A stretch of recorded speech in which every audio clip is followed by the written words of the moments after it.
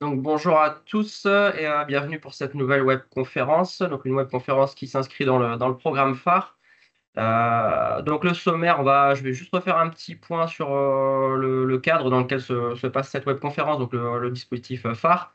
Un petit point sur le dispositif Trax bâtiment performant. Ensuite, on rappellera quelques points sur le sujet des menuiseries, puisqu'on ne parlera pas forcément de la menuiserie de manière intrinsèque, mais c'est important de rappeler quelques notions. On partira ensuite assez rapidement sur la question du jour, sur la gestion des interfaces, en faisant focus sur certains sujets. On sera pas exhaustif, hein, encore une fois. Mais là, on a voulu voilà, se sensibiliser sur trois grands sujets, on va dire, sur les ponts thermiques, sur les dormants élargis notamment, sur le sujet des précadres. Et puis, on verra, en fonction du temps qui nous reste, si on abordera quelques autres sujets qui sont fondamentaux aussi. Et puis en dernière partie, j'aborderai quelques outils qui peuvent être utiles pour vous, notamment via CheckReno, des fiches d'autocontrôle, etc., qui sont en lien directement avec les menuiseries. Et du coup, pour cette présentation, on a Sylvain Deschamps qui est présent avec nous. Si tu veux dire quelques mots, Sylvain, te présenter? Oui, bonjour à tous. Pour ma part, je suis formateur et artisan, spécialisé en rénovation énergétique globale depuis 22 ans, dans le secteur de l'isolation et de la menuiserie extérieure, et justement de savoir faire la part des choses entre la menuiserie et l'isolation, c'est une bonne chose. Ok, merci Sylvain. Donc du coup, juste pour un premier rappel sur le projet phare, donc qui est le projet former les acteurs de la rénovation énergétique, où l'objectif c'est d'accélérer et massifier la rénovation énergétique. Dans ce programme-là, il y a trois grands axes qui sont développés. Le premier, c'est développer des nouveaux parcours métiers. Ça ne nous concerne pas là aujourd'hui. On a un deuxième axe qui est celui de développer, de mutualiser, diffuser tous les outils pédagogiques innovants qui peuvent exister. Et c'est dans cet axe-là que nous, on se situe avec la webconférence. Donc le but, c'est voilà, d'avoir un échange, de partager un petit peu des informations qu'on souhaitait vous faire connaître. Et puis, il y a un troisième axe encore sur ce projet phare qui est celui d'améliorer l'attractivité des métiers de la rénovation énergétique. C'est un projet qui est porté par un consortium d'acteurs, dont l'ASDER, qui est le chef de file, mais on a aussi l'Institut national de l'énergie solaire, l'INES, donc nous, la QC, tous les acteurs de la formation, donc le GRETA, l'AFPA, CMQ transfrontalier, la construction durable innovante, etc. Et puis aussi les représentants des employeurs comme la CAPEB et le cluster éco-bâtiment. Donc voilà, sur le projet phare dans lequel s'inscrit cette webconférence, hein, parce que des webconférences, on en fait souvent, mais qui ne sont pas forcément dans le même projet. Sur ce projet phare et ces webconférences, on en a déjà fait trois sur trois sujets différents que vous pouvez retrouver sur la chaîne YouTube de l'AQC. On en avait fait un premier sur la rénovation performante de l'enveloppe. Donc on était sur quelque chose d'assez général, mais on avait fait des focus aussi. On en a fait une seconde sur le photovoltaïque, risque, bon réflexe et assurance. Et puis la dernière en date, c'était celle sur les pompes à chaleur en maison individuelle. Donc n'hésitez pas à aller les consulter. On a fait un chapitrage pour que vous puissiez retrouver assez rapidement les informations qui vous intéressent sans pour autant vous repasser 1 heure et demie de webconférence, ce qui peut être un peu long. Donc voilà, n'hésitez pas à aller sur cette chaîne YouTube de la QC et puis de voir un petit peu tout ce qu'il y a. Un autre petit rappel aussi sur la façon de fonctionner, puisque cette webconférence elle est animée par le dispositif Rex Bâtiment Performant. Donc, je rappelle encore une fois, c'est jamais quelque chose d'exhaustif. Le dispositif Rex Bâtiment Performance, c'est un dispositif de l'AQC, c'est un observatoire de l'AQC sur les risques émergents. Et la façon de travailler, c'est qu'on va sur le terrain, en fait, on va rencontrer les acteurs, on va visiter les projets. Donc, c'est cette première partie là qu'on voit la réalisation d'audits de terrain. Ensuite, on a une partie capitalisation où on va capitaliser pour le coup toutes les données qu'on a vues sur le terrain dans une base de données, ce qui va nous permettre de travailler sur une troisième partie, sur une analyse avec des experts contributeurs, sur qu'est-ce qu'on retient de ce qu'on a vu sur le terrain, qu'est-ce qu'on sélectionne comme information primordiale. Et puis la quatrième étape, c'est ce qu'on fait aujourd'hui, hein, de la mise à disposition de résultats. Donc ce que vous allez voir aujourd'hui, c'est pour partie des retours d'expérience, des choses qu'on a vues sur le terrain. Et puis pour une autre partie, c'est aussi des sujets qu'on a vus avec Sylvain, qu'on a souhaité mettre en avant pour apporter un peu plus de connaissances. On ne vous donnera pas toutes les infos forcément, mais au moins les pistes pour aller chercher un petit peu plus loin que ce qu'on peut connaître aujourd'hui. Donc voilà, c'était juste cette petite précision. Donc, comme je l'ai rappelé tout à l'heure, on ne va pas faire une webconférence sur la menuiserie, ses performances, etc., mais plus sur l'intégration des menuiseries en rénovation.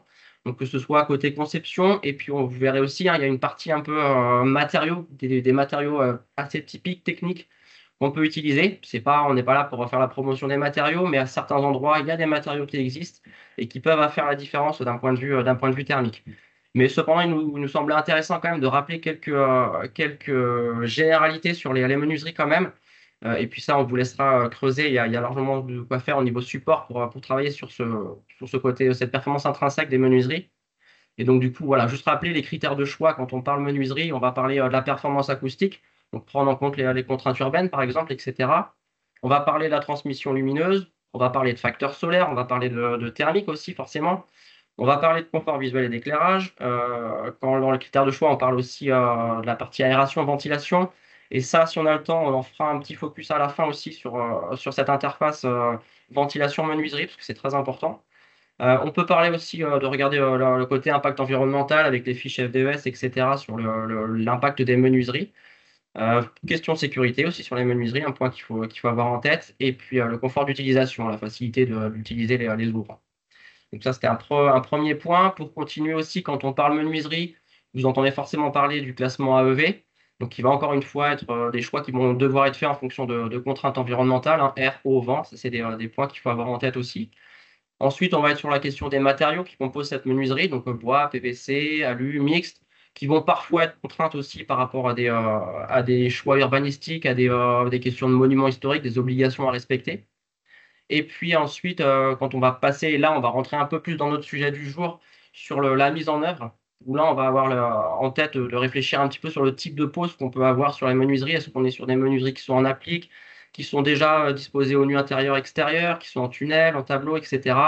La question des menuiseries en feuillure, tout ça, ça va avoir un impact sur la façon de gérer les interfaces. On va aussi prendre en compte forcément le type d'isolation qui est existant ou celui qu'on veut mettre en place dans la rénovation. Donc, est-ce qu'on sera en ITI, en ITE? On va parler, là, dans cette conférence, on va en parler aussi un petit peu des regingos.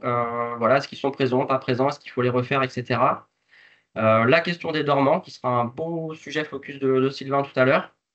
On va entendre parler aussi un petit peu de rénovation par étape, globale aussi, puisque la prise en charge ne sera pas forcément la même. Et puis aussi, dans la mise en œuvre, il faut forcément prendre en compte l'état du support quand on intervient. Voilà, les grandes thématiques générales sur le critère de choix et puis sur les critères de mise en œuvre, ça c'est ce dont on va parler un petit peu tout à l'heure. Pour continuer sur des sujets qu'on ne va pas trop creuser parce que ça existe déjà par ailleurs, c'est toute la phase de diagnostic, même si on en reparlera tout à l'heure.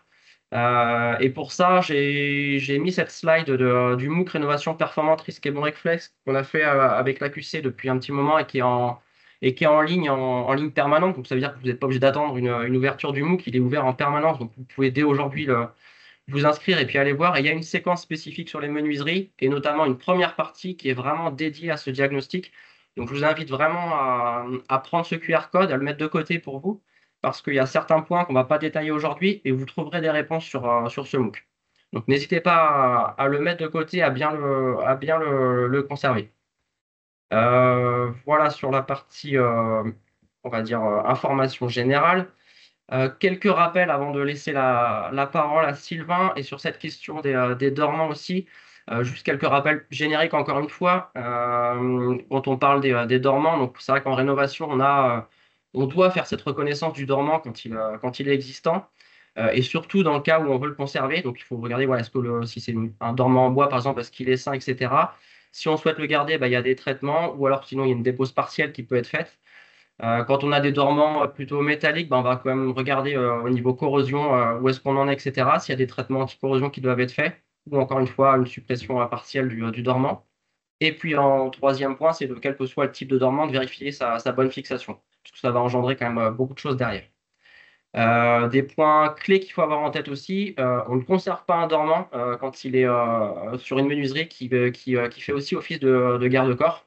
Donc ça, on ne peut pas conserver le dormant, il faut le remplacer. Ça, c'est vraiment côté sécurité. Pareil, on ne conserve pas un dormant sur un PVC ou sur des menuiseries aluminium rupture de pont thermique.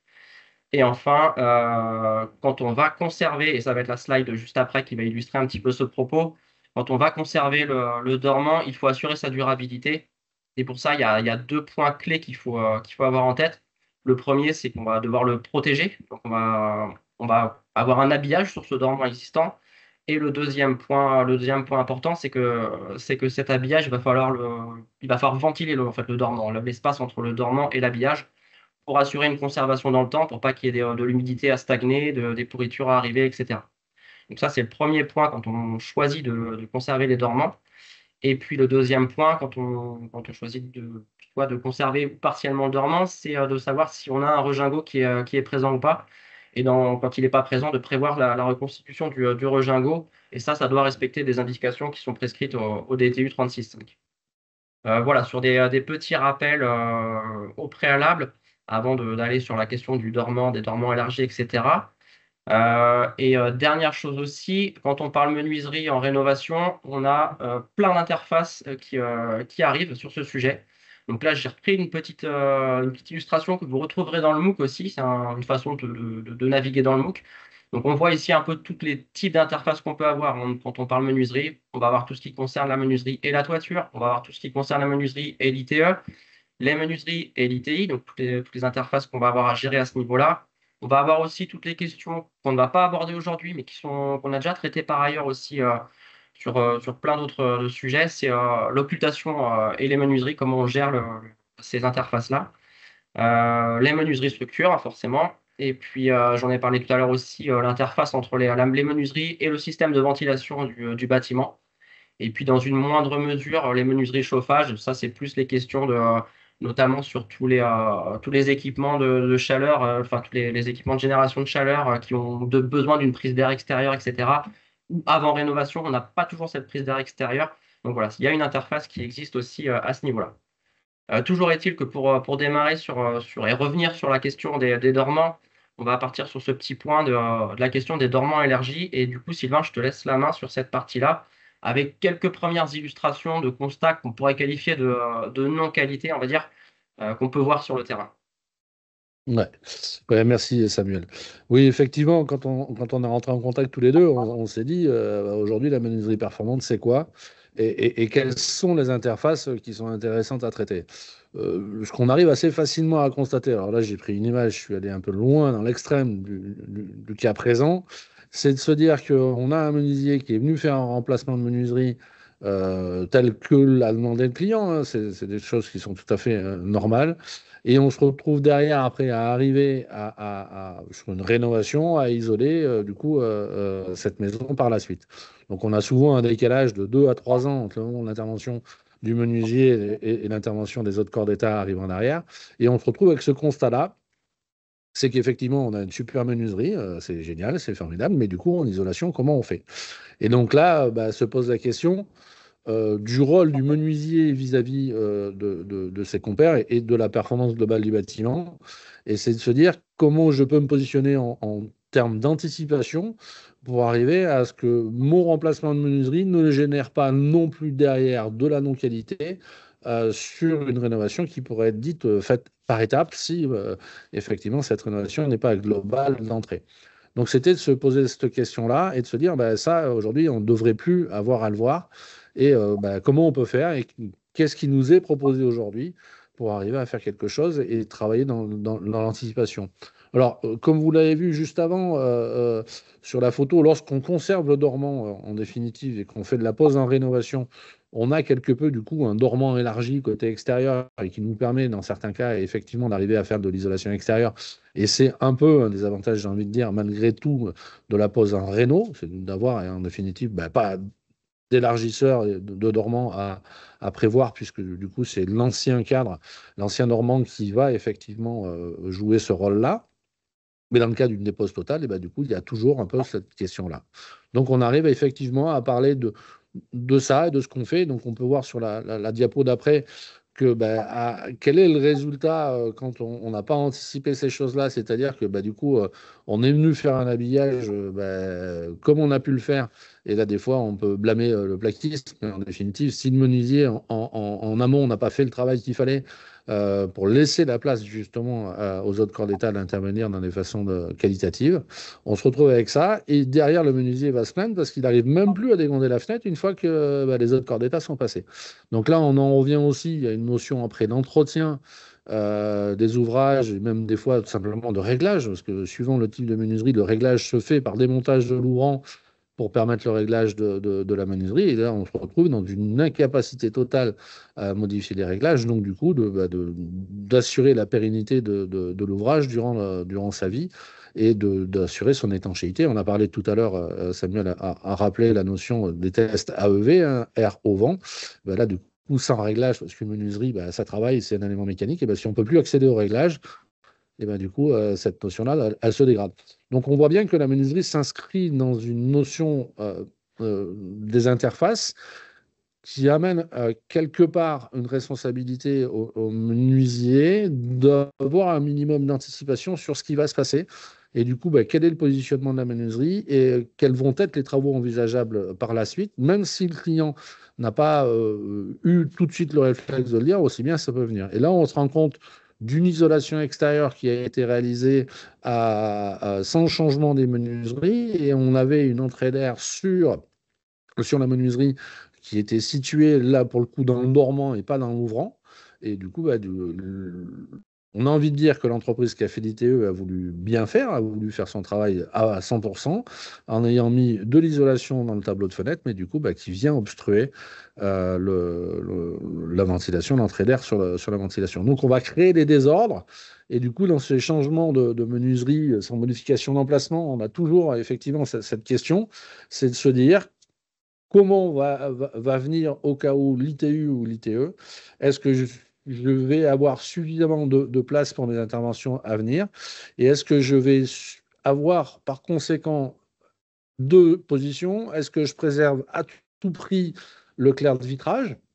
Ou est-ce que j'en sacrifie un peu parce que je vais utiliser des dormants élargis? Alors, soyons très clairs, suivant la gamme de produits que vous utilisez en menuiserie, vous avez des menuiseries, on va dire, d'accès de gamme qui vont se retrouver avec des meneaux, des largeurs de meneaux, des largeurs de dormants et d'ouvrants qui sont relativement conséquents. Et lorsque vous mettez des élargisseurs, et bien, des fois, en changeant de gamme de menuiserie avec des profils un peu plus fins, on va malgré tout conserver le clair de vitrage initial. Et puis, des fois, on est en double battant. Est-ce qu'on peut passer en simple battant et ainsi de suite pour justement privilégier cette notion d'éclairage qui est, somme toute, une des choses les plus importantes sur la menuiserie. Ce que recherchent avant tout nos clients, c'est de préserver un maximum de clarté, quoi qu'il arrive.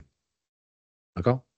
Donc le but, c'est d'arriver à ce que vous voyez là en termes de pratique, c'est-à-dire une anticipation, au moins une anticipation de l'entreprise qui fait l'isolation et qui va avoir un discours avec le menuisier en disant attention, moi là pour le coup, je vais avoir besoin d'isoler les tableaux et du coup de permettre un retour d'isolant de minimum 40 mm histoire d'avoir quelque chose qui, en termes de rupture de pont thermique, est quand même assez efficace, et de quoi passer mon parement pour que ta menuiserie, à l'avenir, elle puisse toujours être aussi fonctionnelle et qu'on ait quelque chose d'esthétique. Donc là, c'est soit c'est le menuisier qui a anticipé et qui a prévu les éléments, soit c'est l'entreprise d'isolation qui va tout simplement dire à ce moment-là, moi j'ai un besoin. Alors, moi, je me retrouve un peu à l'interface entre les deux, puisque du coup, je pratiquais les deux. Donc, pour moi, c'était souvent plus simple. Mais des fois, dans le discours, c'est un peu compliqué ce qu'on pouvait avoir avec les autres. Et donc, l'important à retenir pour nous, on a toujours tendance à dire aux menuisiers, du fond de feuillure, puisqu'en général, les menuiseries en rénovation sont pesées en feuillure ou en tunnel, c'est d'avoir au moins depuis le fond de feuillure jusqu'à l'arrière du gond 80 mm pour qu'on puisse travailler aisément et qu'on puisse faire, comme vous le voyez là sur un chantier, un retour de tableau qui est correct avec de l'isolation, une continuité d'étanchéité à l'air qui permet de gérer cette interface qui est toujours un peu compliquée quand on n'a pas anticipé entre le menuisier et le plaquiste l'interface entre les deux, et de pouvoir du coup avoir quelque chose à la fois d'esthétique et pratique et qui n'altère pas la possibilité de réglage des menuiseries une fois que tout est mis en œuvre. Donc, comme vous le voyez, on peut avoir la possibilité de le faire, alors soit par des dormants élargis directement intégrés à la menuiserie, lorsqu'on est sur des menuiseries bois, si on travaille avec un menuisier, on sait lui demander assez facilement de pouvoir le faire, ou par le rajout de dormants élargis, c'est-à-dire de pièces que le fabricant a aussi, en général, dans ses gammes de catalogue, qui sont de la même nature que la menuiserie que vous allez poser, que ce soit aussi bien du PVC, de l'aluminium que du bois, vous allez pouvoir trouver ça. Et sinon, carrément, des élargisseurs qui sont en plus, par la même occasion, rupteurs de pont thermique et qui sont aussi, par la même occasion, supports de menuiserie. Donc, on a un double enjeu, c'est-à-dire que si on veut aller encore plus loin dans la notion d'intégration de la menuiserie et de performance énergétique, on a aujourd'hui toute une gamme de produits qui nous permet à la fois d'atteindre des seuils d'étanchéité à l'eau, à l'air et d'un point de vue thermique, des choses qui sont relativement intéressantes et qu'on du coup d'améliorer de façon assez sensible tous ces éléments-là.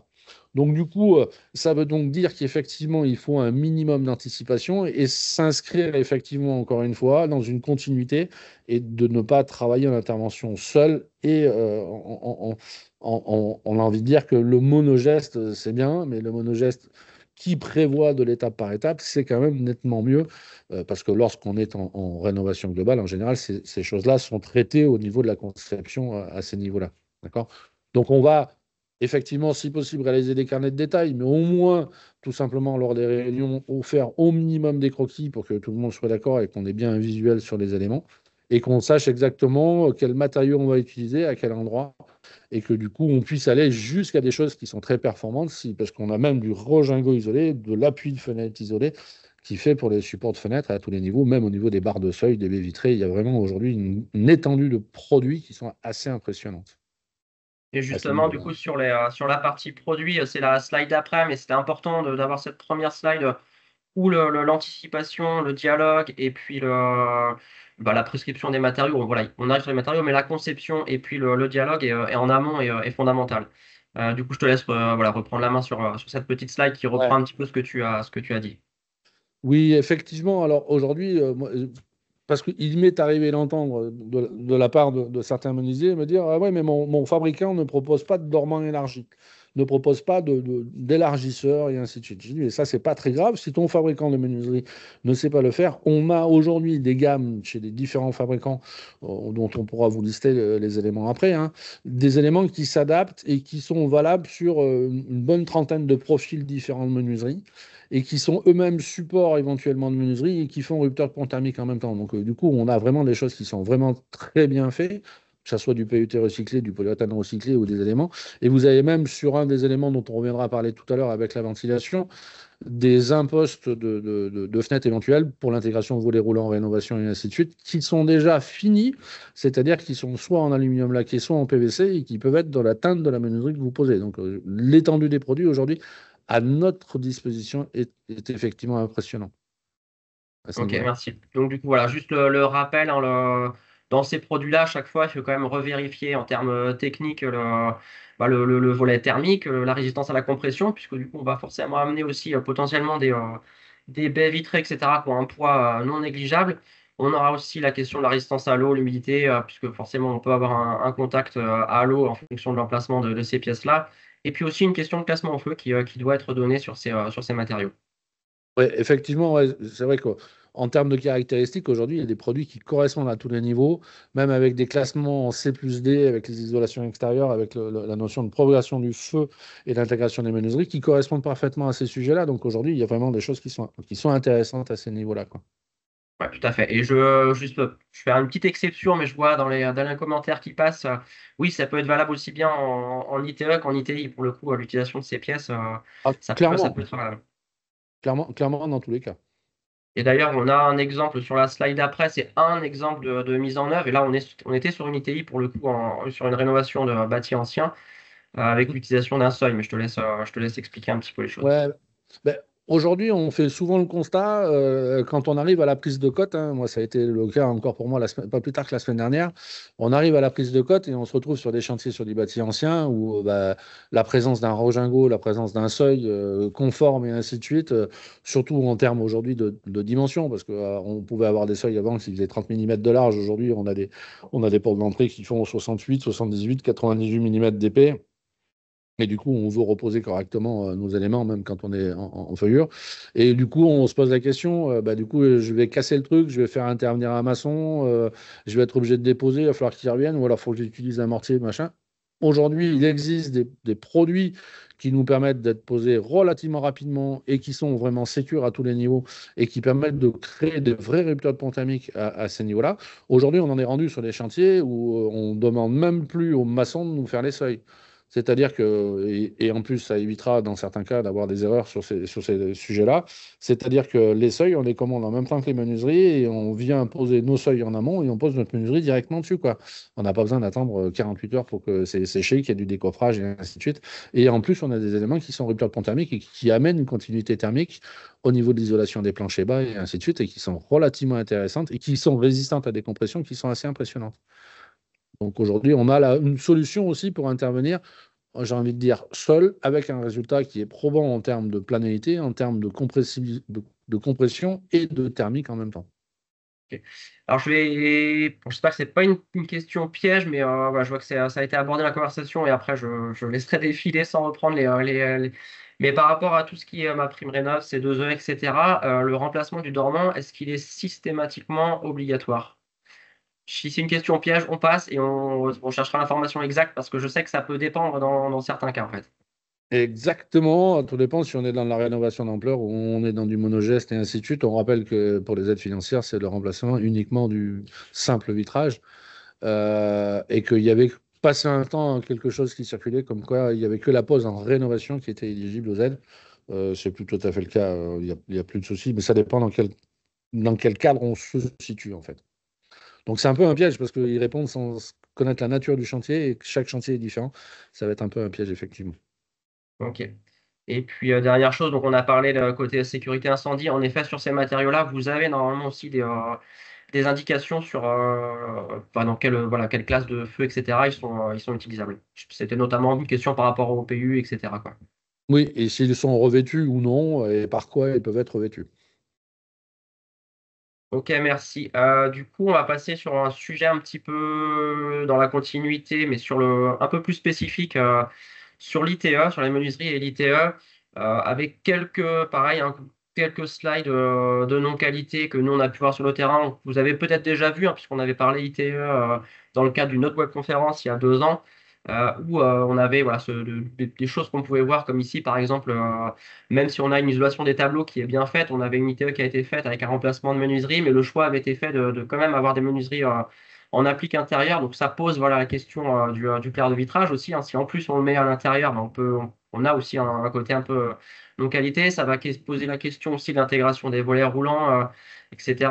Et puis si on a plus ou moins des dormants élargis, donc on vient d'expliquer que c'était faisable, qu'il y avait des outils pour le faire. Là, en l'occurrence, sur ce projet-là, on avait une isolation des tableaux qui était relativement fine et on n'a pas une performance thermique qu'on aurait pu avoir de manière un peu plus optimale. Un autre cas de figure qu'on a vu régulièrement sur le terrain, c'est des tableaux qui, pour le coup, ne sont pas isolés pour X raisons. Encore une fois, soit parce que ça n'a pas été prévu, pas sensibilisé sur ce sujet-là, soit des dormants qui ne sont pas suffisamment élargis au niveau de la menuiserie. Donc voilà, ça, c'est des choses qu'on avait vues sur le terrain. Oui, pardon, vas-y, Sylvain. Ouais, si tu me permets, là, on est dans un cas de figure assez criant aujourd'hui. C'est qu'on se retrouve avec une menuiserie qui est posée en applique intérieure et avec une isolation extérieure. Et donc, du coup, il n'y a pas de corrélation en définitive entre l'isolation extérieure et la pose de menuiserie. Et aujourd'hui, eh ben, ça nous amène à des sujets qui sont entre la perte d'apport solaire et les ponts thermiques qu'on laisse qui sont assez dramatiques, quoi. Donc juste voilà, pour rappeler quelques impacts que ça peut avoir, donc ce que je disais, hein, la pose intérieure engendre plus de difficultés pour traiter le pont thermique. Ça peut entraîner donc forcément tous ces risques de condensation, d'humidité, développement de moisissures, question de qualité de l'air intérieur également. On ne l'a pas marqué ici, mais ça va aussi dans le même sens. Perte de performance thermique globale sur l'enveloppe. La diminution des apports de lumière, on en a parlé aussi. Voilà. Et puis sur des solutions correctives malgré tout qui peuvent exister, puisque on a toujours par principe dans le dispositif RexBP, c'est quand on a cette non-qualité, qu'est-ce qu'on peut faire pour quand même corriger, même si ce ne sera pas la meilleure des bonnes pratiques, mais est-ce qu'on peut faire des choses pour corriger? Donc on a quand même toujours la possibilité de couper ce pont thermique, même si on ne le traite pas de manière optimale, faut, dans la mesure du possible essayer de le couper pour ne pas avoir toutes ces problématiques de condensation et de développement de moisissure. Et puis ouais, d'aller chercher, quand on a très peu d'épaisseur, d'aller chercher des isolants. Encore une fois, là on est sur des matériaux peut-être techniques, mais des matériaux qui avec une faible épaisseur vont quand même réussir à apporter cette coupure de pont thermique. Ouais, Voilà, après celle-là. Pardon. Ouais, il existe des matériaux qui sont déjà pré-enduits ou sur lesquels il n'y a plus que la finition à faire dessus, qui sont isolants et qui se collent et qui font le renfort d'angle de l'ITE. Donc il existe aujourd'hui des produits très techniques sur ces sujets-là à faible épaisseur, quoi. Et donc, du coup, forcément, la question qui vient sur ce sujet-là, avec les matériaux techniques, parfois, ben, on se pose la question de l'impact environnemental de ces matériaux, matériaux écolos, etc. Je le dis parce que je le vois passer dans la conversation et je me dis que même si on va essayer de traiter les questions après, au fur et à mesure, voilà, des petites réponses. Oui, il y a toujours cette question, et on l'a dit au préalable, hein, question FDES, etc. C'est des questions qu'il faut se poser, forcément. Après, voilà, on va voir tout à l'heure qu'on a voilà, il faut peut-être aussi avoir cette logique de d'abord essayer de réfléchir conception et ensuite de trouver les matériaux techniques qui sont, voilà, qui peuvent permettre d'aller plus loin dans la réponse et voilà, d'essayer de limiter à ces endroits qu'on a du mal à traiter. Je passe très rapidement sur cette slide-là qui montrait voilà, une isolation d'un tableau, mais là qui était parce qu'on avait un dormant qui était suffisamment large pour pouvoir le faire. Donc, en conclusion, entre guillemets, sur ce premier sujet là, d'ITE, des problématiques de tableaux à isoler, donc oui, on va étudier les différentes possibilités de traitement, on vient d'en parler, d'isoler les tableaux quand c'est possible. Et ça arrive parfois qu'on a des menuiseries qui sont quasiment neuves, etc. Donc, il faut essayer de trouver des solutions. Et d'éviter aussi, je l'ai rajouté là parce que c'était mais ça vous le retrouverez dans le rapport thématique sur l'ITE notamment. Gérer cette jonction ITE et dormant de la menuiserie aussi, parce qu'on a eu pas mal de petits soucis à ce niveau-là avec les points durs, etc. Mais globalement, une fois passées ces solutions correctives, ce qu'il faut, et on va le répéter à chaque fois, c'est de privilégier le remplacement des menuiseries existantes. Au moment où on fait des travaux d'ITE, quand on prévoit ITE, si on peut embarquer le bouquet complet, c'est ce qui est vraiment privilégié et préconisé. Et puis en cas de remplacement de ces menuiseries, bah, plutôt d'aller un emplacement posé au milieu extérieur du mur dans le plan d'étanchéité de l'ITE et de l'isolation de l'ITE, pardon. Et puis du coup, ça nous amène sur ce sujet. Voilà, une fois comment on peut procéder pour déplacer la menuiserie. Là, on a encore un exemple où ça a été fait. Là, la menuiserie qui était en position intérieure a été déplacée vers l'extérieur dans le plan de l'isolation de l'ITE. Et donc, ça amène le deuxième sujet, après le sujet des dormants, d'autres solutions, en fait, c'est celle des précadres. Et là, pour le coup, je te laisse la main, Sylvain. Ouais. Alors, effectivement, lorsque vous avez l'isolation par l'extérieur, on se pose toujours la notion de continuité thermique et d'arriver à faire des choses qui sont quand même assez cohérentes vis-à-vis de la position de la menuiserie. Là, on est sur des cas où on va carrément, bah, du coup, utiliser le précadre pour pouvoir déporter la menuiserie réellement dans le plan d'étanchéité et dans le plan d'isolation de la maison, de permettre aussi par la même occasion, au travers de ce précadre, de prévoir quelque peu, ou même prévoir, même là, pour le coup, sur ces chantiers-là, l'intégration des solutions de protection solaire, que ce soit du volet battant, que ce soit du volet roulant ou même du BSO qui peuvent être intégrés directement au niveau des sommets de précade, puisqu'ils sont prévus pour, et par la même occasion de vraiment profiter au maximum de l'apport solaire et d'avoir des menuiseries qui sont déportées et qui vont permettre aussi d'autant plus d'avoir des finitions qui sont tout à fait acceptables. Et là, on est dans des intégrations qui sont au niveau passif, d'avoir des choses qui vont être performantes aussi thermiquement et qui, du coup, utilisent des matériaux qui sont effectivement peut-être moins sensibles que ceux qu'on a vus jusqu'à maintenant, d'un point de vue FDES. Alors là, vous avez l'intégration de la menuiserie avec son complément d'isolation sur précadre. Il va effectivement être enduit. On est sur des solutions qui vont finir en enduit, où là, vous avez l'intégration de menuiserie au niveau passif avec des solutions effectivement de précadre côté extérieur et qui vont permettre effectivement d'atteindre des seuils de performance qui sont quand même relativement intéressants à ce niveau-là et qui permettent aussi par la même occasion l'intégration de tout ce qui peut être BSO, volet roulant ou volet battant, puisque le précadre est capable en lui-même de supporter le poids d'un volet battant aussi par la même occasion. Donc on répond à plusieurs solutions en même temps et on répondra à une solution aussi par la même occasion qu'on évoquera tout à l'heure sur éventuellement le remplacement annexe des menuiseries plus tard dans le temps. Donc, ça nous permet d'atteindre plusieurs seuils et donc, du coup, d'avoir des choses qui peuvent s'intégrer assez facilement. Mais il va falloir aussi anticiper quelque peu sur des sujets, c'est-à-dire de laisser entre le précadre et la menuiserie suffisamment de place pour qu'on puisse intégrer les parements de finition sans venir, en définitive, s'appuyer contre le dormant, mais passer les parements entre le dormant et le précadre, et ce qui permet d'avoir des finitions qui sont tout à fait correctes. Et là, on travaille en ouvrant caché, ce qui fait que, en définitive, en termes de clair de vitrage, c'est optimisé effectivement à tous les niveaux, tout en pensant que du coup, le précadre, lui, joue le rôle en définitive dans la notion d'étanchéité l'air. Le précadre, lui, est parfaitement étanché avec son support, et donc du coup parfaitement étanche lui-même au niveau de ses jonctions, puisqu'on voit qu'on a des adhésifs dans les angles et ainsi de suite sur le précadre. Et en définitive, la menuiserie vient là, pour le coup, s'étancher par rapport au précadre de façon tout à fait classique. Et du coup, ça permet, auquel cas il y a de la membrane côté intérieur, si ce n'est pas une isolation extérieure, d'avoir une membrane qui est collée directement au précadre et de ne pas être directement sur la menuiserie, donc d'avoir deux éléments séparés et d'avoir peut-être une pose un peu plus simple pour le menuisier et de ne pas avoir d'anticipation vis-à-vis de la gestion d'étanchéité l'air avec d'autres corps d'état où il n'a que le sien à gérer à ces niveaux-là. Donc, on est à la fois sur une mode pratique et une simplification des choses.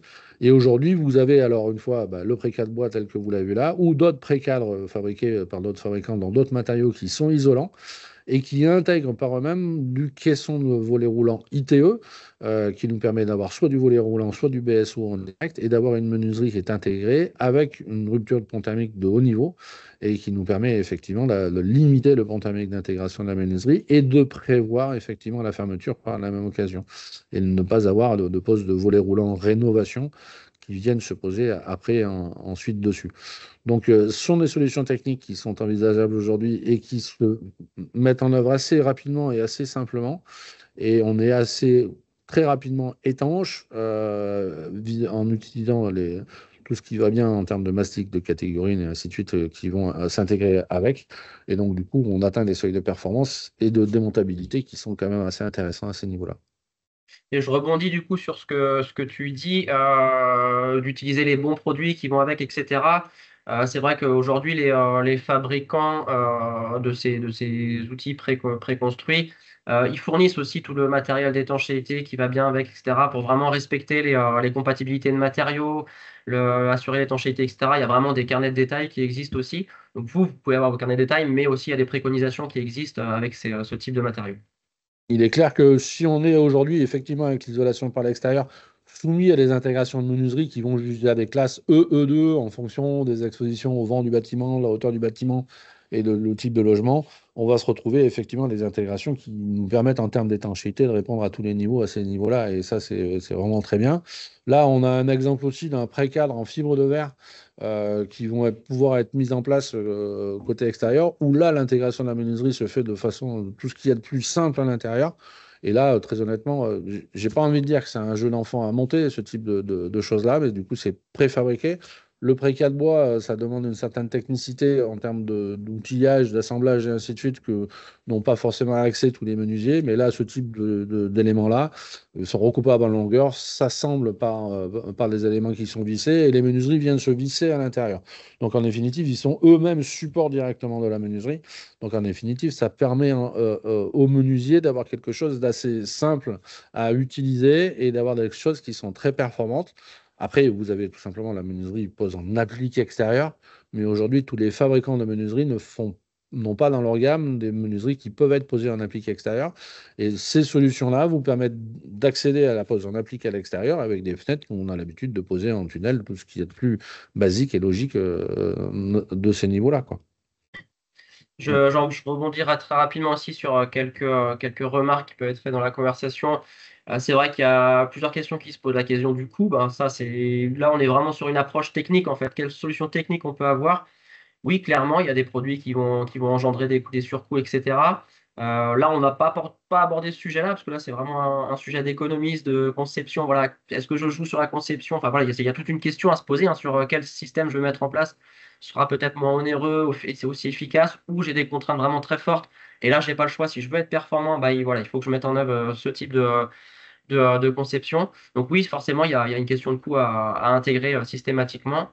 Et la deuxième question, alors que c'est pas que je veux l'écarter, mais c'est qu'on va pas apporter les réponses aujourd'hui, c'est la question du réemploi des menuiseries. Je vois, est-ce qu'on peut réutiliser une menuiserie qui était en position intérieure, à la mettre à l'extérieur, etc.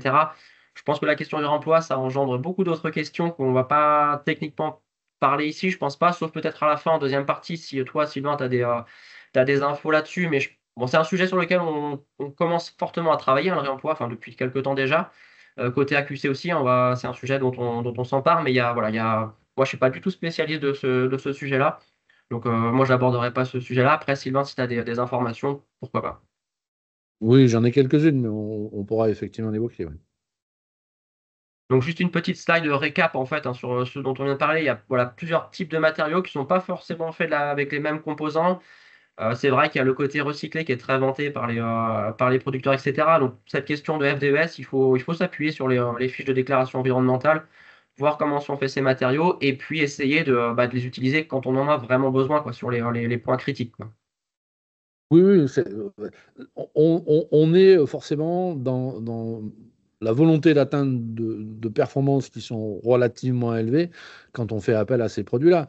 Lorsqu'on fait appel à des systèmes avec des équerres ou simplement des précadres bois, on est un tout petit peu moins bon au niveau thermique, mais on a déjà des résultats qui sont quand même assez probants de ce point de vue-là. Donc là où il faut avoir un minimum d'anticipation, c'est ce qui est présenté plutôt en bas à droite, qui sont les ruptures de pont thermique pour ce qui est par contre lié à la fermeture des menuiseries. Mais pour la menuiserie en elle-même, eh ben, du coup, à nous de voir comment on se positionne, quel est notre objectif de performance globale et comment on l'atteint, et quel est notre objectif aussi en termes d'assurabilité des éléments, en termes d'étanchéité. Là, on rappelle les normes du SNJF, hein, le syndicat national du joint français, concernant les questions d'étanchéité relatives à l'extérieur, et suivant la hauteur des bâtiments et ainsi de suite, on est soumis à des règles qui sont un peu différentes, avec dans certains cas l'ajout de bandes adhésives au-delà des mastiques, et puis d'avoir des mastiques de catégorie qui soient faits conformément aux règles, c'est-à-dire sur des fonds de joint et ainsi de suite. Donc on va aussi au-delà de cette notion de la menuiserie en elle-même, c'est comment on l'étanche et quels sont les matériaux qui sont préconisés pour les faire, quoi. Bon, j'avais remis la slide qu'on a vue déjà tout à l'heure, mais pour rappeler, hein, que ce soit sur les regingolets dormants ou les précadres, etc., on a toujours ces mêmes questions vraiment prégnantes qu'il faut vraiment garder en tête sur le côté thermique, résistance à l'eau, classement en feu, etc. Et du coup, pour illustrer ce que tu disais tout à l'heure sur l'utilisation d'équipements, là, on est sur les rupteurs de pont thermique pour les volets battants. Voilà, donc c'était juste une illustration de ce qui peut être fait, de ce qui existe. Euh, L'illustration serait mieux avec de l'isolation de tableau de fenêtre, mais voilà. Je rappelle Complètement. juste On avait juste cette voilà. photo-là. C'est tout à fait vrai. Du coup, ça nous amène sur un autre sujet aussi, dans la continuité des précades, on a parlé vraiment de côté thermique, etc. Et du coup, tu souhaitais, Sylvain, aborder aussi le sujet de la démontabilité, en fait, que potentiellement pouvaient permettre ces précades. Ouais. Ben, aujourd'hui, on se pose la question. Je vois qu'il y a pas mal de gens qui ont réagi sur la notion des FDES, sur la notion de la nature des matériaux qu'on utilisait et ainsi de suite. Mais on peut aussi se poser la question, se dire que ce qu'on met en œuvre aujourd'hui, on a tous un peu le même objectif quand on vise à des performances, c'est aussi de la notion de durabilité. La notion de durabilité, pour nous, elle se dit que aujourd'hui, une isolation, si elle est faite correctement, elle va être en place au minimum pour 50 ans. Donc, ce qu'on va faire aujourd'hui, on atteint des seuils de performance qui sont quand même relativement intéressants. On sait aujourd'hui mettre en œuvre les matériaux correctement et prévenir certaines pathologies liées au transfert de vapeur d'eau et ainsi de suite. Donc, tout ça, on sait maîtriser en définitive et maintenir la qualité des isolations en place et de ne pas avoir à y intervenir dessus avant un bon moment. Sauf que la menuiserie, elle sera-t-elle capable de tenir 50 ans? Alors on ne dit pas, il y a aujourd'hui, même encore sur des vieux bâtiments, des menuiseries qui ont plus de 50 ans. Mais est-ce qu'elles tiendront encore leur rôle? Est-ce qu'elles seront encore suffisamment performantes de ce point de vue-là dans 50 ans? Et c'est de se dire que du coup, si sur 50, 60, 70 ans, parce qu'on espère que tant qu'à faire, ce qu'on a mis en œuvre, ça durera largement au-delà des 50 ans, c'est de se dire que la menuiserie, à un moment ou à un autre, on va être obligé de la démonter. Et être obligé de démonter une menuiserie qu'on a totalement raccordée avec tous les éléments qui sont autour, va faire qu'on va entraîner des travaux sur tous les postes qui étaient autour et qui, du coup, vont amener du surcoût, voire de la dégradation de performance sur ces sujets-là.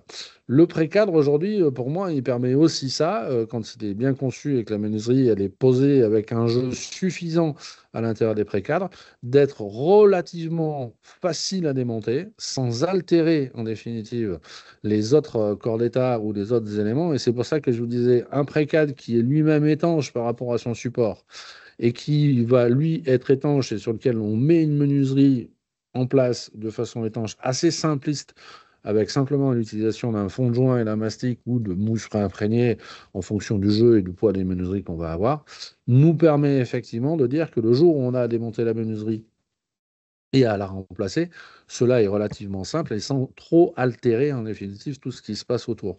Et on peut très bien imaginer le cas aussi que le client ait pu démarrer son chantier et fait le nécessaire pour ce qui est de l'isolation, mais n'avait pas le budget pour des menuiseries hyper performantes dans un premier temps et que 15-20 ans après, il se paye des super menuiseries histoire de dire j'ai bouclé la boucle.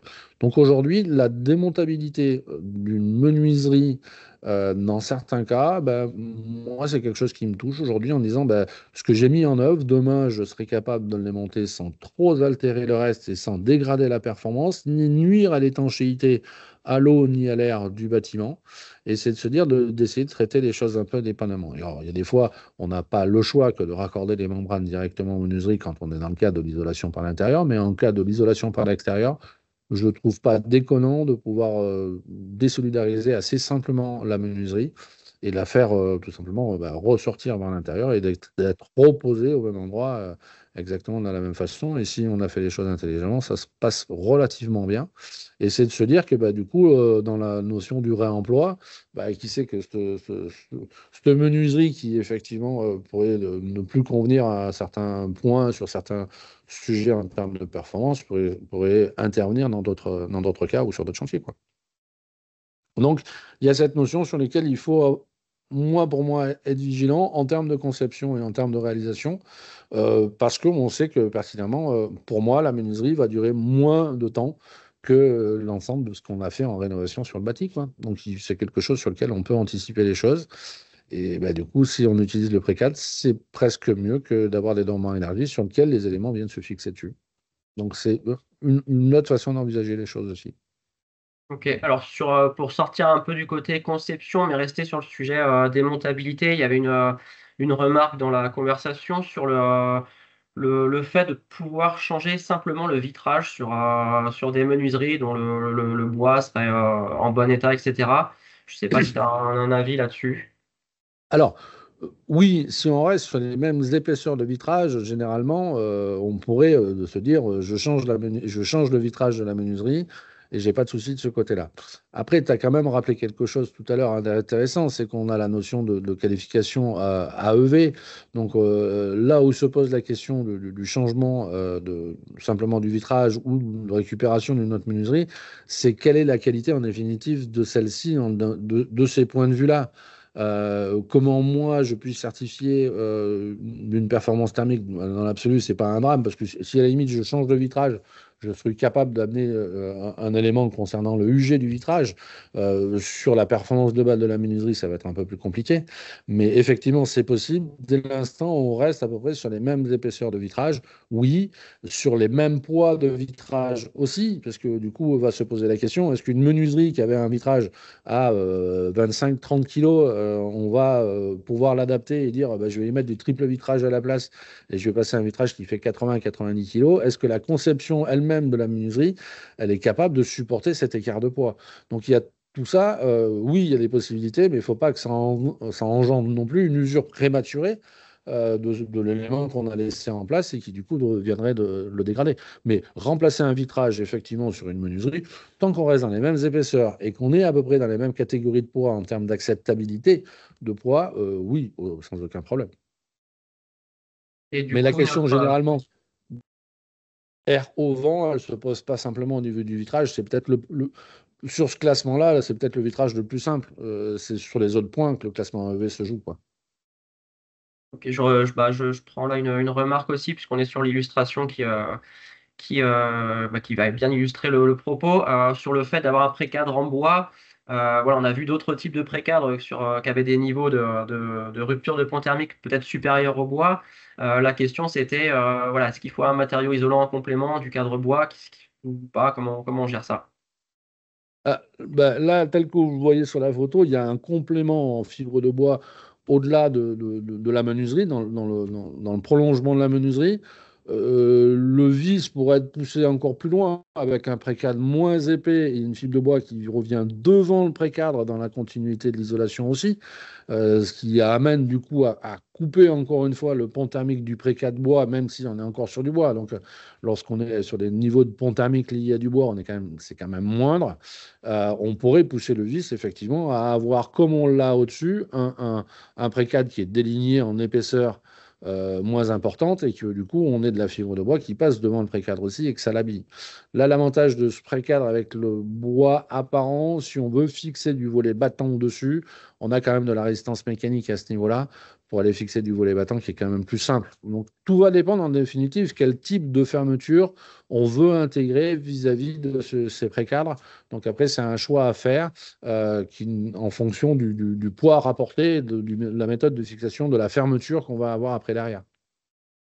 Ok, merci. Bah, je regarderai s'il y a d'autres questions là sur ces sujets dormants, précadres, etc. Juste pour passer sur une séquence un petit peu différente, j'avais dit on aborderait, mais je vais le faire assez rapidement sur les interfaces plus menuiserie toiture, sur la base de ce que nous on a pu voir sur le terrain. On en a parlé c'était vrai sur les menuiseries verticales, j'ai envie de dire dans les parois verticales. Ça l'est aussi hein, sur les fenêtres de toit, sur les jonctions d'étanchéité à l'air avec les fenêtres de toit. Là, on voit typiquement une étanchéité à l'air incomplète, on va dire, sur la jonction entre la fenêtre de toit et puis la membrane par vapeur.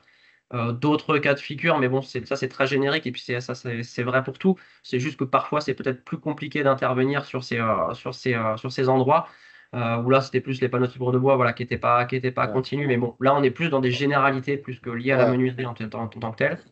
Aujourd'hui, Samuel, les fabricants ont la réponse à ces sujets-là.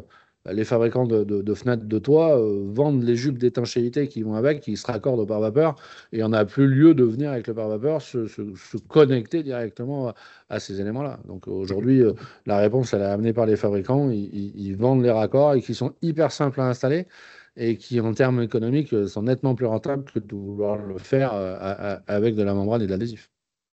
Et du coup, bah, ça me permet de faire un lien avec les jupes d'étanchéité. Là, donc là, tu le dis sur des matériaux qui existent déjà, sur les fabricants de fenêtres de toit.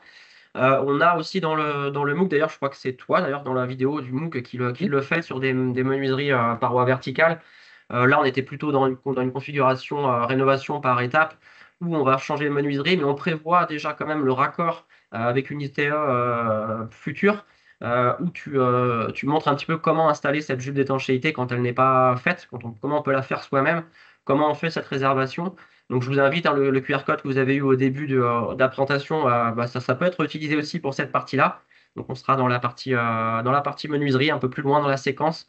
On a cette séquence sur comment je gère ce différentiel, je change mes menuiseries dans une première étape, puis je fais l'ITE ou l'ITI, alors en l'occurrence c'est l'ITI plus tard, et je prévois quand même cette jupe d'étanchéité avant que je réserve. Donc, il y a voilà, un petit geste technique, on va dire, à connaître et à faire. Donc, Oui, voilà. elle est faite avec des propositions qui sont faites soit par des produits directement issus de l'industriel qui nous sont vendus en tant que tels, en tant que jupe, ou tout simplement avec les produits qu'on a sur place. C'est de se retrouver, jamais se retrouver dans la panade pour trouver la solution pour pouvoir le faire, même si on n'a pas accès aux produits dits industriels prévus à cet effet-là. Ok, donc je passe ça. Donc les impacts, on en a parlé, on en a déjà parlé beaucoup. Je vais passer aussi sur les solutions correctives parce qu'on en a déjà parlé, ça sera une redite. Là, c'est juste une illustration dans le cas où on n'avait pas le matériau, enfin la jupe d'étanchéité déjà faite. Voilà, on voit que c'est faisable quand même de faire quelque chose de correct et qui répond aux enjeux. Bon voilà, les bonnes pratiques, c'est pareil, hein, c'est des bonnes pratiques générales. Ça, vous retrouverez ça hein, On avait fait un dossier complet sur l'isolation des rampants et on avait une petite partie justement sur les menuiseries. Donc tous ces éléments-là, vous les retrouverez aussi soit sur la mallette pédagogique du dispositif RexBP, dans le MOOC, vous retrouverez aussi des éléments et des liens vers ce rapport thématique 12 enseignements. Une autre question enfin, un autre volet que je voulais aborder aussi, on en a parlé au tout début un petit peu sur la question de la ventilation. On en a parlé avec notamment cette illustration qui était le cas de l'ITE. On n'avait pas de dormant élargi, etc. Donc on vient obstruer l'entrée d'air de la ventilation simple flux. Donc c'est mes deux manières générales, pas forcément que dans le cas de l'ITE, c'est deux manières générales sur un projet. On va toujours se poser la question quand on touche aux menuiseries, quel système de ventilation j'ai dans le logement. Et en fonction de ce que j'ai, bah, je vais devoir ou pas intégrer des entrées d'air. Voilà, donc ça va devoir répondre à la réglementation en termes de nombre d'entrées d'air, de dimensionnement, etc. Ce qu'on nous, on a pu rencontrer sur le terrain, bah, c'est de manière très basique, pas du tout, la question ne s'est pas posée. On livre la menuiserie, on installe une menuiserie qui n'a pas d'entrée d'air, on ne s'est pas posé la question. Donc voilà, bah, ça peut poser des soucis en termes de débit de ventilation, de renouvellement d'air, etc., etc. On a d'autres cas sur le terrain aussi où on a on va dire des créations d'entrée d'air qui sont un petit peu anarchiques. C'est-à-dire qu'on a une menuiserie qui n'a pas d'entrée d'air et puis on se rend compte qu'il en fallait, donc on va le faire. Enfin, voilà, n'importe qui va faire l'entrée d'air sans forcément avoir les connaissances du type de menuiserie. Est-ce que je peux percer ma menuiserie? Est-ce que je ne vais pas taper dans des renforts, notamment sur des menuiseries PVC? Est-ce que j'ai suffisamment le bon dimensionnement pour assurer une bonne entrée d'air? Voilà, il y a toutes ces questions qui se posent. Donc, ça ne se fait pas de manière anarchique, hein, voilà. On a aussi des cas où on a on a l'entrée d'air, mais on n'a pas le trou. En fait, derrière, on n'a pas le percement, on a juste du factice, on va dire. Donc voilà, tout ça pour dire que sur le terrain, on a vu toutes ces choses-là. Donc ça nous paraît important de rappeler cette question d'interface entre la ventilation du bâtiment et le changement de menuiserie, notamment pour les questions de qualité de l'air intérieur, hein, ça c'est clair. La gestion du taux d'humidité dans le bâtiment, et puis également sur la question de l'inconfort acoustique, puisque quand on crée des entrées d'air, bah forcément il faut gérer ce volet acoustique aussi. Et donc tout ça, ça doit se traiter en amont. On avait remis voilà, juste quelques solutions correctives qu'on peut amener quand on se retrouve dans ces configurations-là sur le terrain. Bah, c'est de se poser la question quel type de menuiserie, de la démonter s'il y a une création de mortaise qui est faisable. Donc voilà, là, il y a vraiment des points de vigilance à avoir. Et puis sur la création des mortaises, bah, voilà, c'est pareil, il y a des règles à respecter en termes de dimensionnement, de mise en œuvre. Donc, pour juste synthétiser sur cette partie-là, ventilation, donc voilà, connaître le système de ventilation en place pour identifier les besoins d'entrée d'air, hein, parce qu'il n'y a pas forcément, en fonction des pièces, on a des débits à assurer. Mais si on a un nombre de menuiseries conséquentes, on n'a pas forcément besoin d'avoir une entrée d'air sur toutes les menuiseries. Donc ça, c'est vraiment à regarder. S'assurer de la présence des mortaises pré-percées en sortie d'usine, etc. On y revient encore, mais c'est encore aussi une question de coordination entre le menuisier, le ventiliste, etc. On en a beaucoup parlé, c'est très important ce dialogue. Je l'ai déjà dit aussi, est-ce que le passage d'air est suffisant et vérifier la conformité des entrées d'air avec les règles de dimensionnement. Et on en a parlé, je l'ai rajouté aussi ce point-là sur les dormants élargis. Voilà, certains permettent d'intégrer des entrées d'air comme aussi des solutions. On n'en a pas parlé ici, hein, ça aurait pu faire un sujet aussi, mais on aurait pu faire 20-25 minutes sur le sujet des volets roulants et de l'intégration des entrées d'air dans les volets roulants, etc. Comment j'isole le volet roulant. Il y a tout un sujet, encore une fois, dans le MOOC qui parle de ce sujet-là, avec notamment l'identification d'une configuration de volet roulant ITE qui est un peu insoluble en fait comme problématique. Mais par contre, sur tous les autres cas de figure, il y a des solutions qui sont apportées dans ce MOOC. Donc, je vous invite vraiment aussi à voir cette séquence si ce sujet des volets roulants, et j'ai cru voir passer un message, donc forcément il intéresse.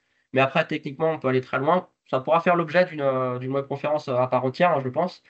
C'est possible, hein, dans le cadre du programme phare, on peut en faire, on a pas mal de webconférences de prévues. Donc, c'est un sujet, s'il est fortement remonté, qu'on pourra traiter plus en détail. Sur ces entrées d'air, j'ai fait un petit focus. Je vois qu'on a un petit peu de temps avant de passer, on va prendre 3-4 minutes avant de passer aux questions. Un petit focus sur les entrées d'air dans les fenêtres de toit.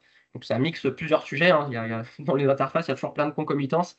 Où là, on était dans le cas d'une fenêtre de toit dans une chambre en ventilation simple flux dans le logement, où on utilise la barre de fermeture, enfin le clapet de ventilation, comme l'entrée d'air. Sauf que ce clapet, il peut être fermé, alors qu'une entrée d'air ne doit pas pouvoir être obstruée. Donc ça pose cette question de comment je gère les entrées d'air au niveau des fenêtres de toit. Donc là, c'est Ah, un autre cas, mais c'est ils ont, similaire. les fabricants ont une réponse à ça. Elle existe, hein. En définitive, vous avez un côté qui est bloqué, vous avez une partie voilà, du Velux où ça, on bloque en définitive le verrouillage en définitive de possible votre Velux, il est quand même verrouillé, mais du coup, on ne peut pas rabattre totalement l'élément, et du coup, vous avez quand même de la ventilation. Donc, la solution existe chez le fabricant. Ouais, encore une fois, la solution existe avec, voilà, il y a des débits différents en fonction des besoins. On peut avoir des. Exactement. Donc en fait, il ne faut pas dire au client que le Velux classique, enfin, ou la fenêtre de toit classique avec la poignée ouverte est conforme. Non, elle n'est pas conforme, elle est conforme que si elle est munie de ce dispositif-là. Mais Voilà, ça existe. sur ce sujet-là. Voilà, donc pour terminer, juste tous ces points d'attention qu'on a voulu diffuser aujourd'hui. J'ai juste remis cette petite slide pour que vous l'ayez bien en tête, mais je crois qu'on a balayé pas mal de sujets. Il en reste énormément, on peut rentrer dans le détail, mais en tout cas, il y a des solutions qui existent, des pistes de solutions qu'on a essayé de vous donner. Et ça me permet d'enchaîner aussi sur une des bonnes pratiques qu'on peut avoir sur le terrain, c'est d'avoir un suivi de son chantier. Et puis on a dans le cadre du programme Profil qu'on pilote aussi à l'AQC, qui était une demande filière d'ailleurs, d'avoir des fiches d'autocontrôle sur différents sujets. Et donc il en existe une sur les fenêtres et menuiseries extérieures qui reprend étape par étape les points essentiels qu'il faut vérifier. Ils ne sont pas exhaustifs, encore une fois, mais c'est vraiment on va dire les points critiques qu'il faut identifier. Et vous avez le pendant en termes de procès-verbal de réception. Donc là, il y a encore moins de points, puisqu'on arrive sur la fin de chantier, on valide avec le client. Mais la fiche autocontrôle est beaucoup plus exhaustive. Si on reprend très, très rapidement quelques points, et toutes les fiches autocontrôle d'ailleurs, que ce soit sur le sujet de menuiserie ou sur d'autres sujets, enveloppe ou équipement, ils sont toujours faits de la même manière. On a toujours cette première étape de conception-dimensionnement.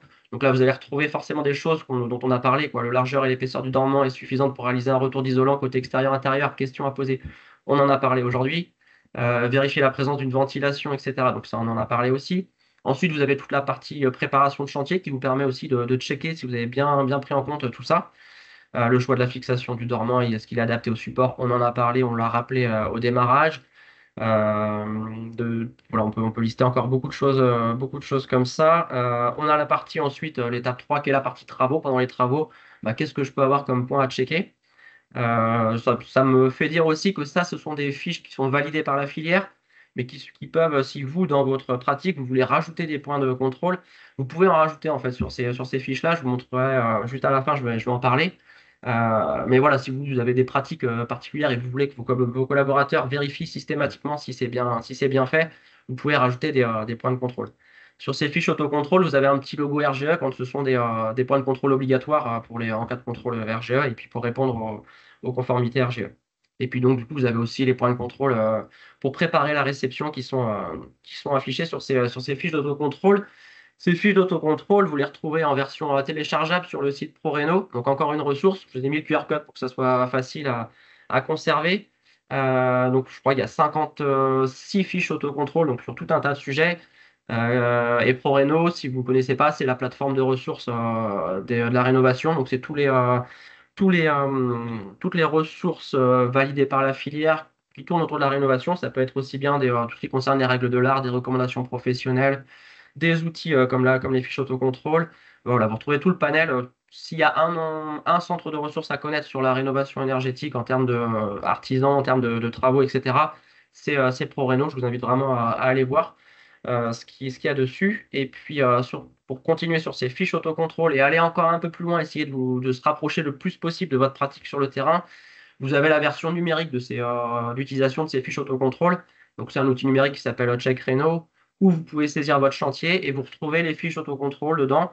Et du coup, comme vous voyez sur l'écran, en fait, vous pouvez cocher oui, j'ai contrôlé, non, j'ai pas contrôlé, oui, c'est conforme, non, c'est pas conforme. Vous pouvez mettre une photo, même, vous pouvez ajouter une photo pour montrer que vous avez bien fait, ou au contraire, que là, il y a une réserve parce qu'il faut qu'on y revienne.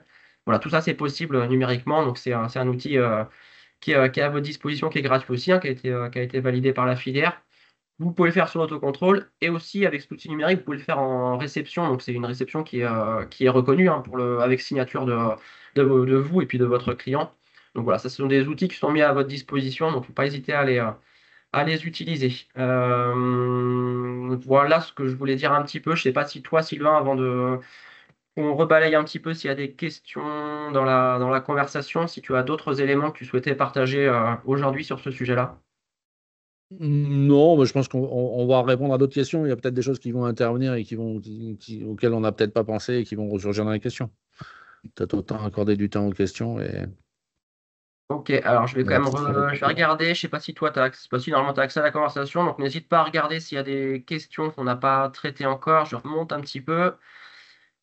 Euh, Donc oui, ça on en a traité, on avait parlé de.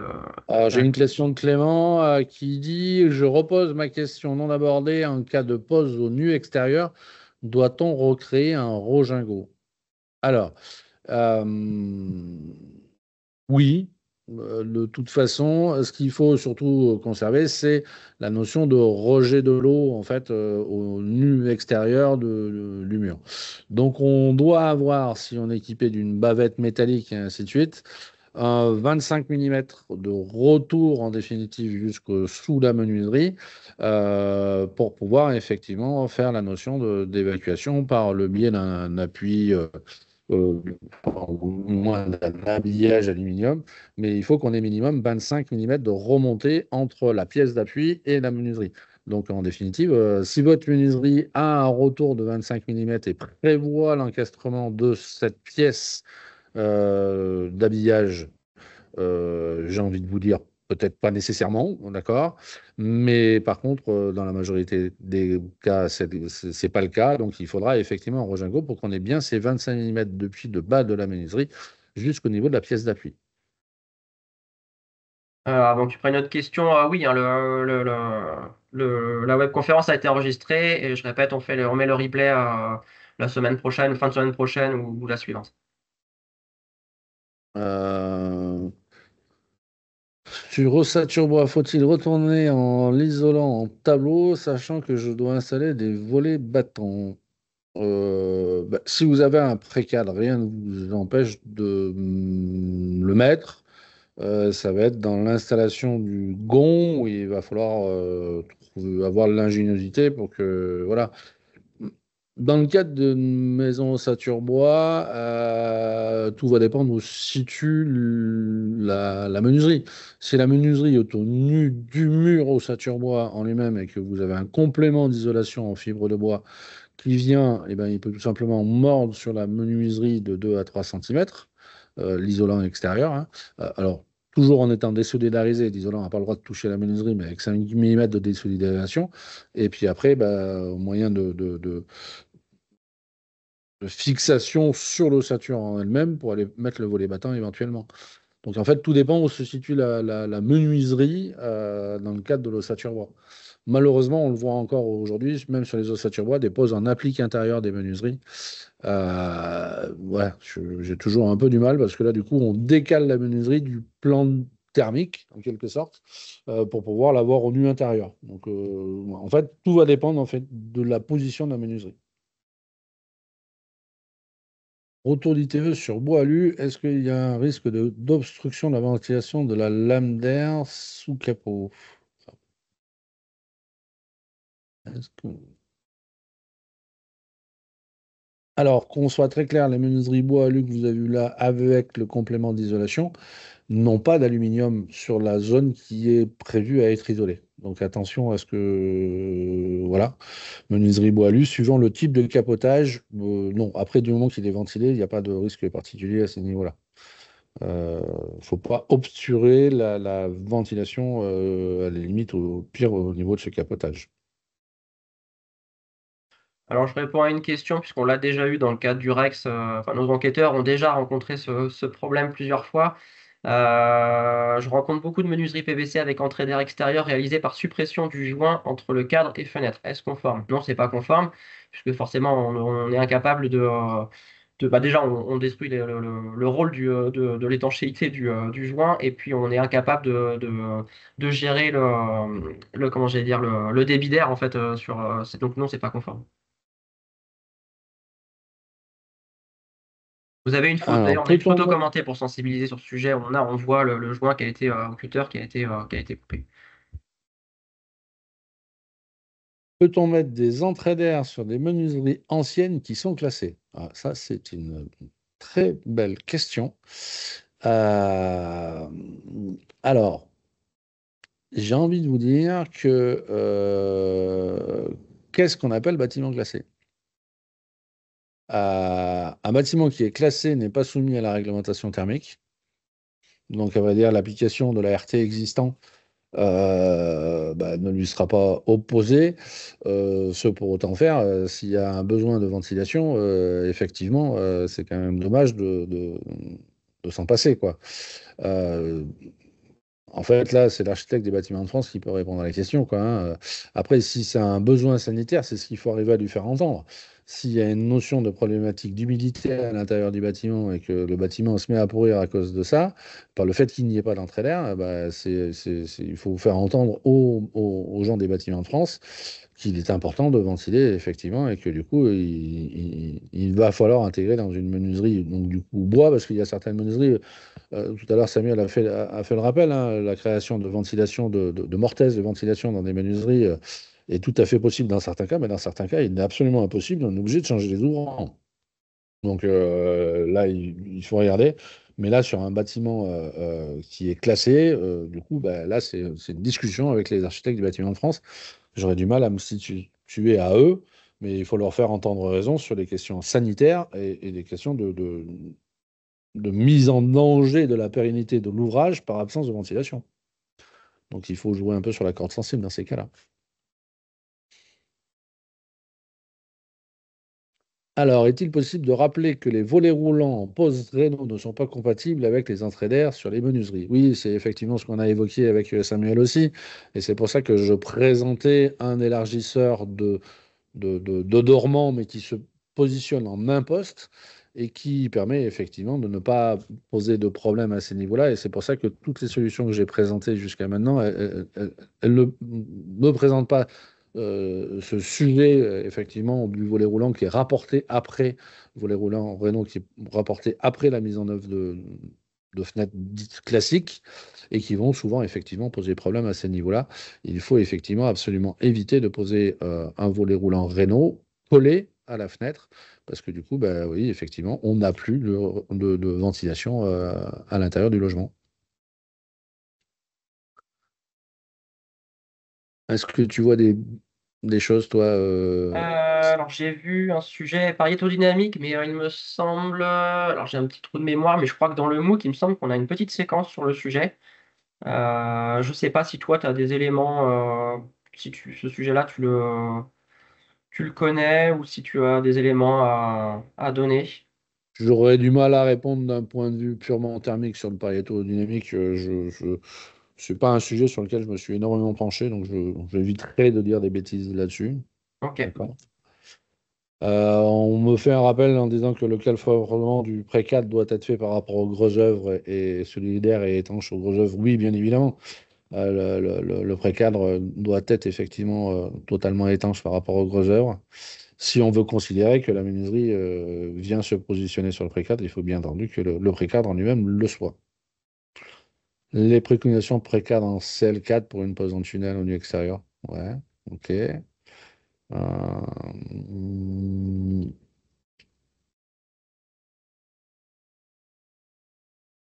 Alors, peut-on changer les vitrages et les joints exacts? Oui, même type de pare. Si on reste sur les mêmes épaisseurs de vitrage, les pare-closes sont identiques. On peut remettre exactement la même. Peut-on changer les joints? Oui. Dans certains cas, certains joints sont démontables et sont remplaçables. Il n'y a pas de souci de ce côté-là. On a chez Différence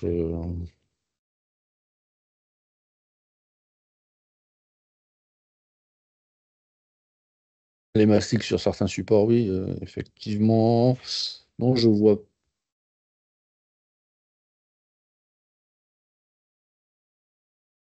Nous, ce qu'on va faire de toute manière, hein, c'est qu'on. Là, je te laisse regarder s'il y a des sujets qui te semblent. Enfin, on n'a pas apporté de réponse ou tu veux Il y avait intervenir. la question du réemploi qu'on n'avait pas, qu'on n'a pas effectivement abordé. Alors, euh, euh, il y avait la question sur effectivement le réemploi et puis les écomatériaux et ainsi de suite. Je vois que effectivement la sensibilité aux matériaux biosourcés et au réemploi est importante et c'est un vrai sujet aujourd'hui.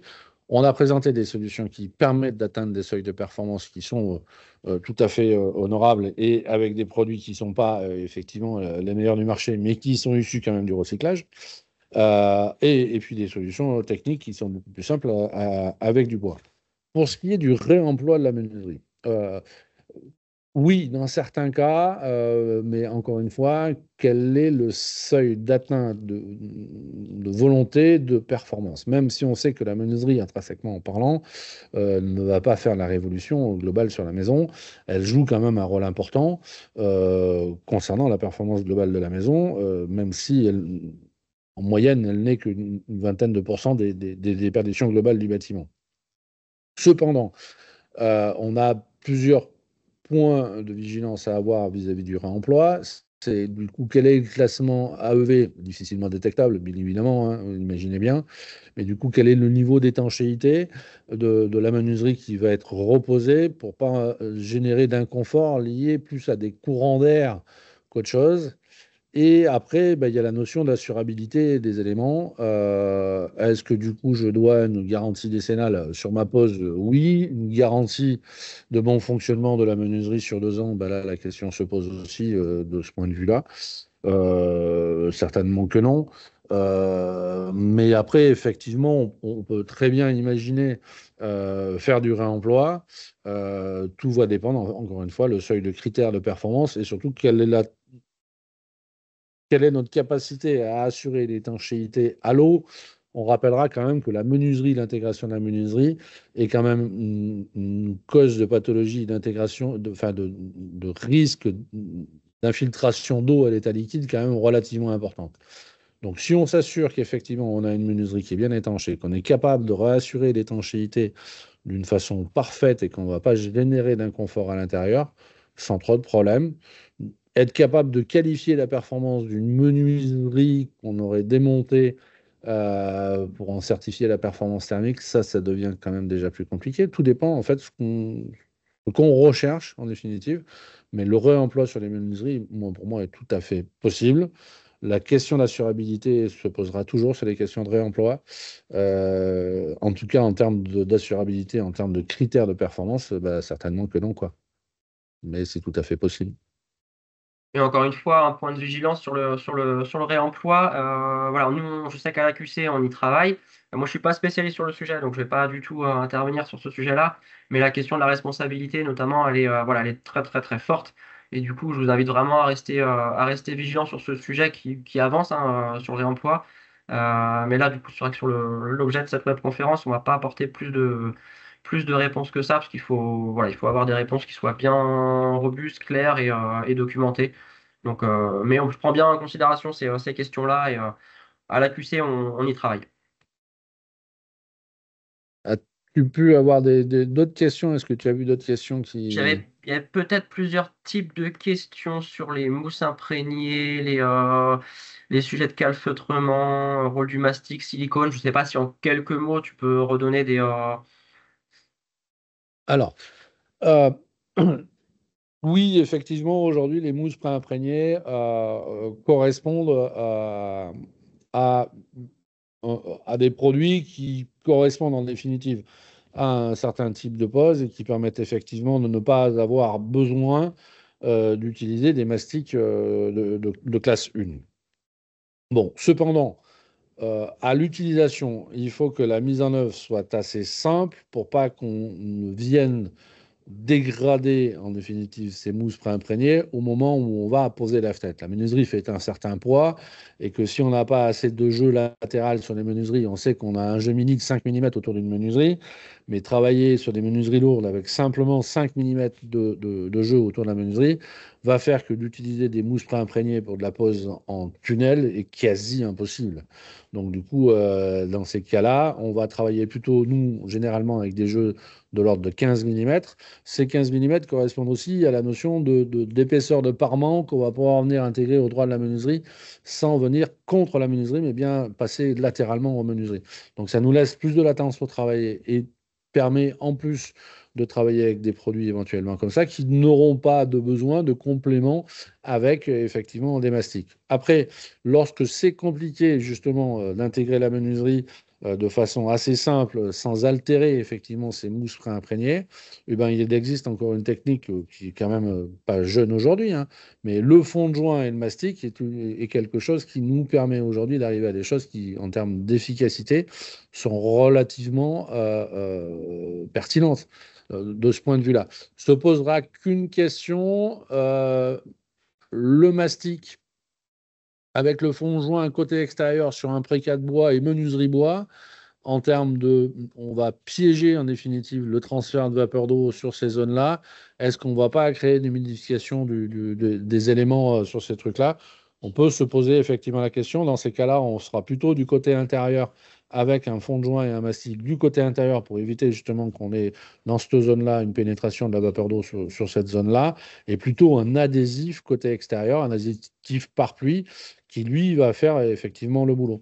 Donc en fait, on a plusieurs solutions techniques dans ces cadres-là, mais très honnêtement, aujourd'hui, voilà. Alors après, il y a une chose qu'on n'a pas évoquée, hein, on dit qu'il faut travailler avec des dormants élargis, et ainsi de suite, et voilà. Mais la reprise des supports, recréer effectivement des états de planéité et des supports avec, effectivement, dans le cas des Rojingo, recréer des Rojingo isolés, mais recréer aussi des feuillures et des tableaux qui soient suffisamment droits et dressés pour qu'on puisse, en définitive, venir effectivement mettre la menuiserie dans les meilleures conditions. Donc, ça veut dire que la reprise, effectivement, des éléments laissés en place, c'est-à-dire la maçonnerie éventuellement, eh ben, ça fait partie du boulot du menuisier aussi, et que c'est pas forcément, on ne fait pas intervenir un maçon. Aujourd'hui, avec des mortiers fibrés, on a des résultats qui sont vraiment très bons et relativement rapides. Et 3/4 d'heure après, vous posez une menuiserie dessus, hein. Si tu continues à regarder les questions, j'en profite moi juste pour rappeler ce que j'ai vu passer ça tout à l'heure. Si on pouvait solliciter l'AQC pour répondre à des cas particuliers, etc. Alors c'est pas la vocation de l'AQC, hein, juste pour rappel, c'est vrai que j'ai pas présenté l'AQC pour essayer de gagner un petit peu de temps sur la présentation technique. L'AQC c'est un observatoire de la sinistralité dans le bâtiment, donc on a une vocation de voir ce qui potentiellement ne fonctionne pas, créer du désordre, pour avec la filière répondre à ces enjeux-là. Donc nous, on répond à la filière, on répond pas, on fait pas du cas par cas. Moi, j'invite vraiment pour les cas particuliers, soit à vous rapprocher de vos organisations professionnelles, soit de vous rapprocher du bureau d'études, de la maîtrise d'œuvre. Enfin, ça dépend de qui vient la question, mais en tout cas, la QC ne ferait pas de réponse au cas par cas. C'est pas la vocation de la QC, pardon. Par contre, oui, sensibiliser sur des sujets qu'on a, comme on le fait aujourd'hui, hein, des sujets qu'on a identifiés comme potentiellement à risque. Ça, on le fait, mais de manière très générale. On ne vient pas répondre à du cas par cas. Par contre, pour des solutions au cas par cas, ça, c'est des demandes filières parfois. Et j'en profite aussi pour dire sur quoi on travaille. Par exemple, aujourd'hui, dans le cadre du programme Profil, qui est un programme interfilière un peu plus général, il y avait une demande de travail sur ces interfaces. Donc, il y avait déjà eu un travail qui avait été démarré voilà, par le MOOC ou par le REX ou par d'autres moyens. Mais dans le cadre de Profil, il y a un sujet interface clairement identifié où on a identifié plus de 100 situations à risque, entre guillemets, et on travaille avec la filière, avec les experts pour apporter des solutions. Donc ça sera, je vous l'ai mis tout à l'heure aussi, le QR code. Bah, d'ailleurs, je n'avais pas vu que mon écran était resté, mais je peux vous remettre la slide juste avant. Hop. Voilà, sur ProReno, il y aura une rubrique interface qui existera sur courant 2025 certainement, où au fur et à mesure des solutions qui sont validées par les experts, etc., vous aurez accès en détail sur soit rénovation étape par étape, soit rénovation globale, etc. à chaque fois, bien détaillé comment on fait pour traiter cette interface-là. Donc voilà, juste, je pense que c'est important comment ça s'appelle, les ressources que je vous donne là, j'en ai pas donné énormément non plus, mais via ProReno, voilà, si vous êtes vigilant, vous restez au fait de l'actualité, vous verrez dans le centre de ressources, il y a menuiserie, parois, etc., équipement, et il y aura une rubrique interface. Ou alors, quand vous irez sur un lot, par exemple sur le lot parois verticale, et puis que dans le lot, vous cherchez quelque chose en lien avec les menuiseries, bah, hop, vous aurez l'onglet interface qui va s'ouvrir aussi, et vous pourrez trouver des solutions. Alors, ça sera encore une fois pas exhaustif, hein, il y en a tellement que on a essayé de prioriser par différents moyens, prioriser par le pont thermique, l'importance du pont thermique que ça pouvait créer, l'importance de la sinistralité que ça pouvait créer. Donc voilà, petit à petit, ça sera alimenté avec des solutions qui seront données.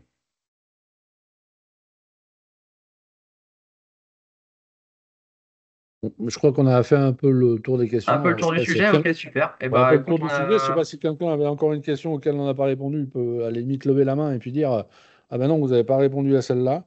Moi, je pense qu'on a fait à peu près le tour de toutes les questions. Il y a des choses qui ont été dites sur les surcoûts des précadres. Ouais, il faut compter effectivement entre 250 et 400 euros posés. Après, s'il y en a des gens qui ont des questions auxquelles il faut répondre, n'hésitez pas à la remettre dans le fil pour qu'on y réponde. il y avait quoi? Quid de la ventilation du dormant existe? Mais si on en a parlé, pose en réno, si on isole les quatre côtés du tableau existant. Ventilation du Ah dormant. bah ça fait partie Oui, des mais questions. dans Oui. ces cas-là, il a plus réellement besoin d'être ventilé. Euh, la question se Bah, pose pas plus que ça. ouais. Je pense que faut reprendre les éléments du début de la présentation et il y a de la documentation sur le sujet. Mm.